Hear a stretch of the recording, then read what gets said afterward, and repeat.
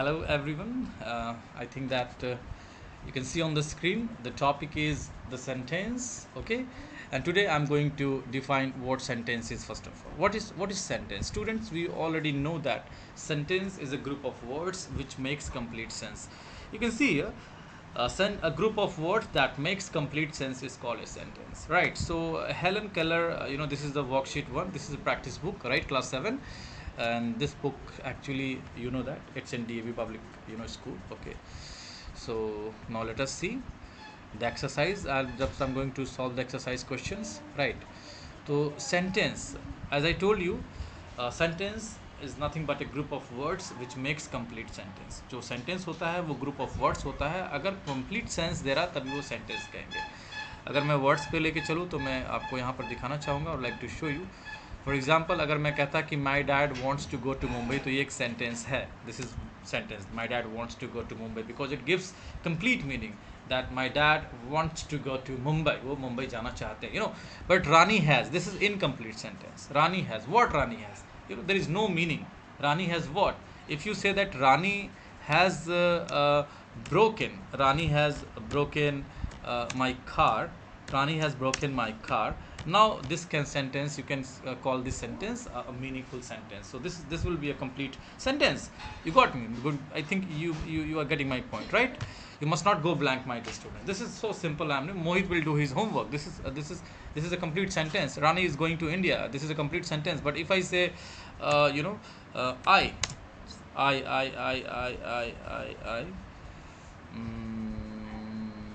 I just I leave, मैं आई करके छोड़ देता हूँ तो क्या होगा? सेंटेंस होगा नहीं.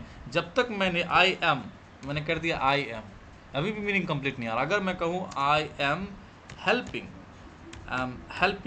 माई मॉम, तो ये सेंटेंस जो है ये हमारा कंप्लीट सेंटेंस हो जाएगा. तो आपको समझ में आया कि कंप्लीट सेंटेंस अगर ये अगर सेंस आ रहा, कंप्लीट सेंस आ रहा, ध्यान रखिएगा, कंप्लीट सेंस आ रहा है तो ही उसे हम सेंटेंस बोलेंगे.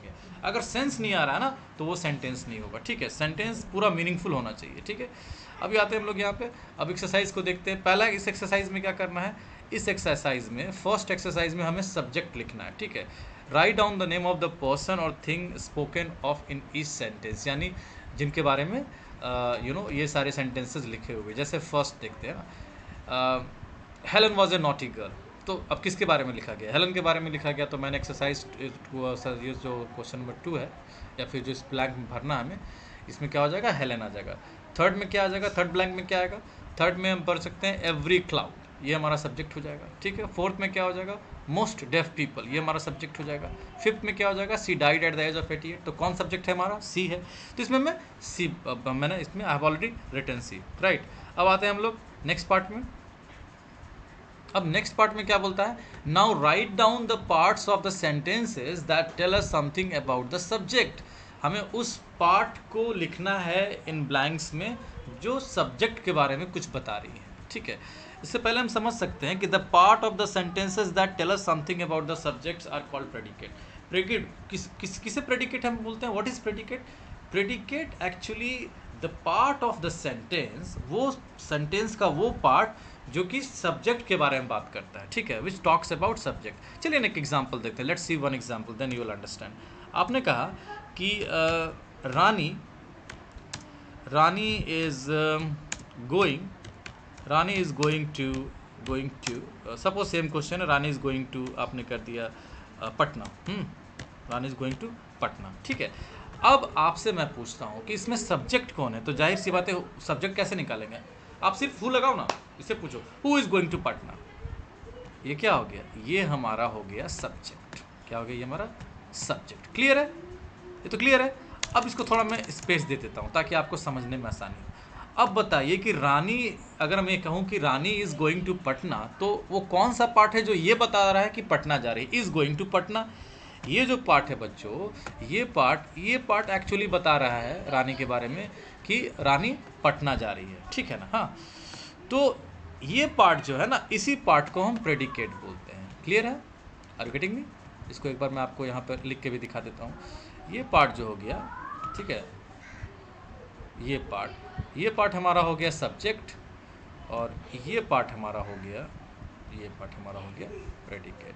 ठीक है, तो ये हमारा हो गया प्रेडिकेट, P फॉर प्रेडिकेट, और ये हमारा हो गया S फॉर सब्जेक्ट। मैं शॉर्ट में लिख रहा हूँ, आप लोग समझ सकते हैं, ठीक है। S for subject, P for predicate. Clear है बच्चों?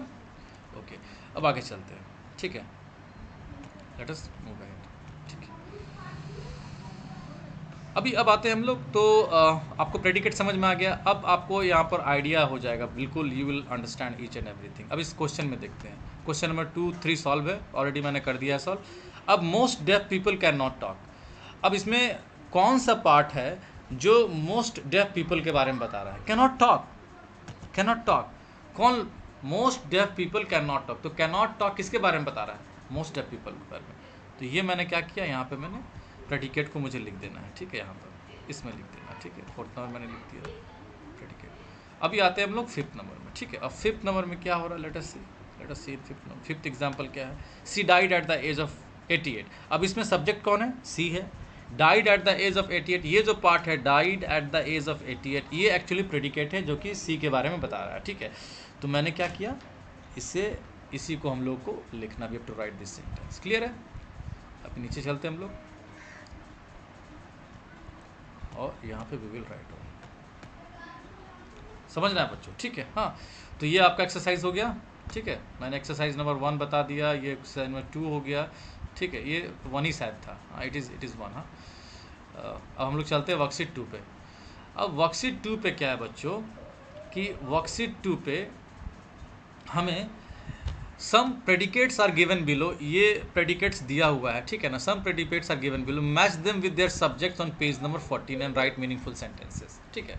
कहता है कि some predicates are given below, नीचे प्रेडिकेट्स कुछ दिए हुए हैं, and match them with their subject, इन प्रेडिकेट्स को उनके सब्जेक्ट के साथ मैच करना है और सेंटेंस बनाना है, ठीक है, राइट मीनिंगफुल सेंटेंसेस। चलिए देखते हैं। Barking dogs, barking dogs. अब बार्किंग डॉग्स के साथ क्या आएगा, आप देखो इसमें so many expressions are there, कौन सा आएगा? Barking dogs don't always bite आ सकता है, बिल्कुल ये होगा। Barking dogs don't always bite, इसके साथ ये सेंटेंस जाएगा। इसको मैं लिख नहीं पाऊंगा बच्चों, क्योंकि लिखने के लिए काफ़ी समय लग जाएगा, मैं आपको डायरेक्ट बता दे रहा हूँ, ठीक है, बोल के। बार्किंग डॉग्स सेल्डम बाइट, ठीक है, sorry, barking dogs don't always bite. The meat, अब द मीट के साथ क्या आ जाएगा? The meat, the meat, the meat, the meat, the meat, the meat smells bad. क्या? द मीट स्मेल्स बैड, बिल्कुल क्लियर है, ये आ जाएगा। थर्ड में my friend, my friend, my friend के साथ क्या हो सकता है? माई फ्रेंड,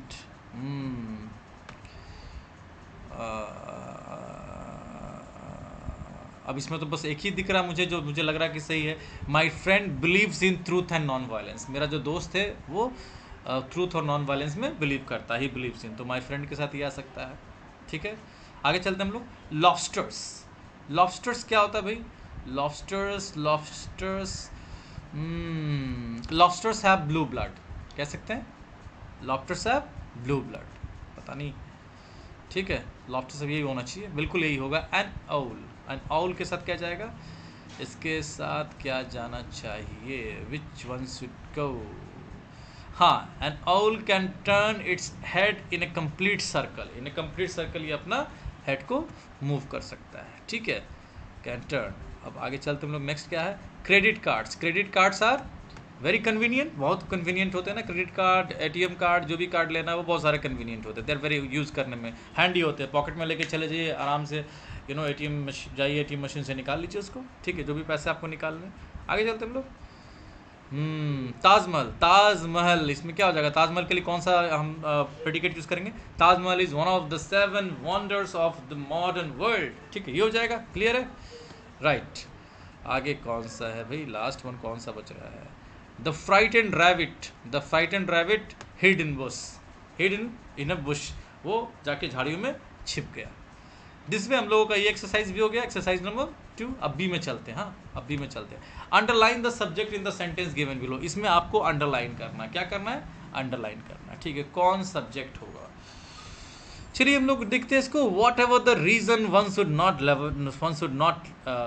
नेवर लाई, है ना। अब एक बात हमेशा ध्यान रखिएगा, ये ज़रूरी नहीं है कि सब्जेक्ट हमेशा शुरू में ही रहे, ओके, ये ज़रूरी नहीं, it's not very much necessary that that the subject always come in the beginning of a sentence, है ना, बाद में भी आ सकता है। ठीक है। देखिए वॉट एवर द रीजन, चाहे जो भी कारण हो, whatever the reason, one should never tell a lie.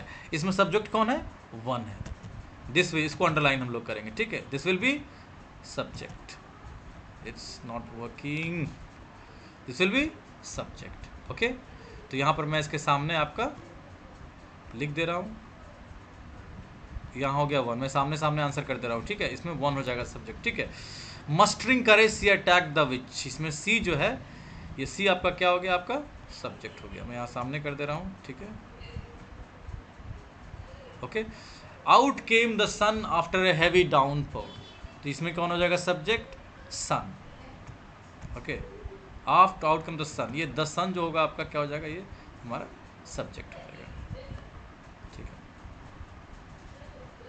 Over the fields the horse gulped, तो ये द हॉर्स जो है ये हमारा सब्जेक्ट हो जाएगा, ठीक है। ये हमारा हो गया सब्जेक्ट, ठीक है बच्चों। I hope that you are really enjoying this lesson. Okay, worksheet 3, अब वर्कशीट 3 पे आते हैं। Read the sentences from unit achievers, सब unit Sudha Chandra, and from my English readers C7। देखते हैं। A truck hit our bus. I had dreamed of becoming a great dancer. Their attitude had changed. I was in a state of shock. How did you react to this sudden blow? What were your feelings after the operation? तो ये सारे questions है, जो कि कुछ questions है और कुछ अफर्मेटिव सेंटेंसेस हैं, ठीक है। तो आगे हम लोग देखते हैं कि वर्कशीट 3 में क्या ये सेंटेंसेस सुधा मूर्ति के बारे में है, सुधा मूर्ति नहीं, सॉरी, सुधा चंद्रन के बारे में है, ठीक है, चंद्रन के बारे में। आगे हम लोग देखते हैं, ठीक है। Do you notice a difference between sentence 1 and sentence, do you notice a difference between sentences in 1 and those in 2? Sentences 1 देख लेते हैं हम लोग। सो फ्रेंड्स, यहाँ पर अगर हम देखें तो कहता है ये, चलिए पहले इसको देख लेते हैं, फर्स्ट पार्ट को। कहता है ट्रक हिट आवर बस, I had dreamed of becoming a great dancer, their attitude had changed, I was in a state of shock. There are 4 examples given here, 4 sentences हैं। और नेक्स्ट जो point पर, ये जो क्वेश्चन नंबर 2 है, ये है how did you react to this sudden blow, what were your feelings after the operation, and was the meeting with doctor Sethi a turning point, do you have a message for the readers? Okay, तो कहता do you notice difference between sentence 1 and those in 2? क्या आपने कोई difference पाया? हाँ बिल्कुल पाया। क्या डिफरेंस था? सेंटेंस इन 1, जो सेंटेंस 1 था वो क्या कर रहा था? देखो पहले इसको हम इसको पढ़ेंगे, रिमेंबर को, तब समझ में आएगा। We have to read remember, हाँ, कि हम लोग को याद रखने वाली कौन सी चीज़ है। Sentences that make a statement, कोई भी सेंटेंस अगर स्टेटमेंट बना रहा है, ठीक है ना, अगर sentences that make a statement, जो सेंटेंसेस स्टेटमेंट देता है उसे हम असर्टिव सेंटेंस कहते हैं, ठीक है। और जो सेंटेंस क्वेश्चन बनाता है, या जिस सेंटेंस के थ्रू हम क्वेश्चन पूछते हैं, उसे हम इंट्रोगेटिव सेंटेंस कहते हैं। क्लियर सी बात है ना। आपने कहा तुम्हारा नाम क्या है, अब ये आपने एक मुंह से एक वाक्य निकाला, एक सेंटेंस आपने कहा व्हाट इज योर नेम, तो आप क्या कर रहे हैं? What you are doing, you are asking a question, है ना। ये भी एक सेंटेंस है, मगर एक कैसा सेंटेंस है? क्वेश्चन वाला सेंटेंस है, इट इज इंट्रोगेटिव सेंटेंस, ठीक है। तो आपने कहा what is your name, where are you going, ये सारे क्वेश्चन इंट्रोगेटिव सेंटेंसेस है, ठीक है। तो सेंटेंस 1 में क्या है? आप सेंटेंस 1 में देखो, सेंटेंस 1 के जितने भी एग्जाम्पल्स है वो सारे के सारे स्टेटमेंट है। अ ट्रक हिट आवर बस, एक आपने स्टेटमेंट दिया कि एक ट्रक ने क्या किया, हमारे बस को हिट कर दिया। I had dreamed of becoming a great dancer, मैं क्या बनना चाहती थी? एक डांसर बनना चाहती थी, ठीक है। देयर एटीट्यूड हैड चेंज, उनका बिल्कुल एटीट्यूड चेंज हो गया। कब? एक्सीडेंट होने के बाद चेंज हो गया होगा, ठीक है। तो ये सारे के सारे क्या हो रहा है? स्टेटमेंट दे रहा है, ठीक है। तो ये स्टेटमेंट दे रहा है, तो इसे हम क्या बोलेंगे? Affirmative sentence. तो हम क्या यहाँ पर लिखेंगे? Sentence in 1 make a statement, और sentence in 2 ask a question. बस इतना ही इसमें लिख देना, ठीक है। Answer will be complete, okay, ठीक है।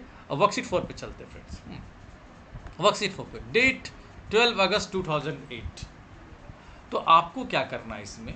Write down any 4 idea dates that bring some special memory alive to you. You have to write any 4 dates that bring some special memory alive to you, जो कि आपकी memory को बिल्कुल alive कर देती है, ठीक है। So this dates to your partner, अपने पार्टनर को डेट दिखाइए।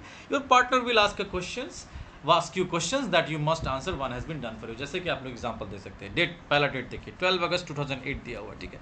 और आपका पार्टनर पूछ रहा है, your partner, why is this an important day for you? तो आपने कहा, आप क्या जवाब देते हैं? I one my first gold medal. अब फिर आपको यहाँ पर क्या करना है, खुद से एक डेट दे देना। आप मान लीजिए सपोज आपने यहाँ पर एक डेट दे दिया। क्या डेट दिया आपने? कोई भी डेट, 12 अगस्त, इट इज़ 12 अगस्त 2008 आपने लिख दिया। सपोज आपने लिखा 6 जून 2022, ठीक है।